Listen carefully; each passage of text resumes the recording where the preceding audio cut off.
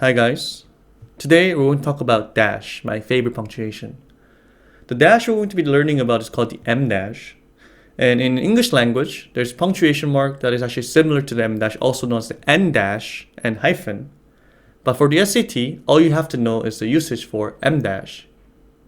There are about 4 usages that we have to know, and among the 4, the first 2 is most important. First, dash can be used like a comma to separate a modifier. For example, in the sentence, Brian, a boy from Canada, is very smart. You can open with a comma and close with a comma to separate the modifier, but you can also use 2 dashes. Second, the dash can also be used like a colon when you're elaborating or making a list. For example, I need 2 things. What is it? Love and money.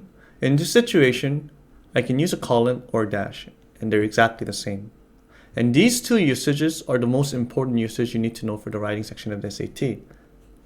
However, to hit the perfect score in the writing section, we have to learn 2 more concepts. The third usage first came up in May 2008 international test and is called a dramatic pause. We use this dash to emphasize certain thing. For example, let's look at the sentence in the screen. Instead of connecting 2 separate sentences using a comma and a fan voice, we can also use a dash fan voice to create a dramatic pause and connect 2 independent sentences. I ran to the house, pause, but it was too late. Now, what is interesting is, College Board will not make you choose an option between a comma but and a dash but because they're almost the same thing, and it's really hard to differentiate the 2 because that will become very subjective. But what is important is, they'll make use of dramatic pause in other punctuation questions to trap students because many students are unaware of such usage. And in the videos to come, I will show you how College Board utilizes this usage. The fourth way of using a dash is to start a sentence with a list. I also call it a reverse list.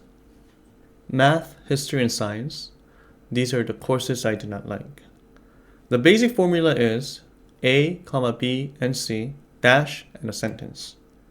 Now, this concept is not as important as the first 3, but because it has appeared once in the PSAT test, another test made by College Board, it is still important for us to be aware that such usage exists.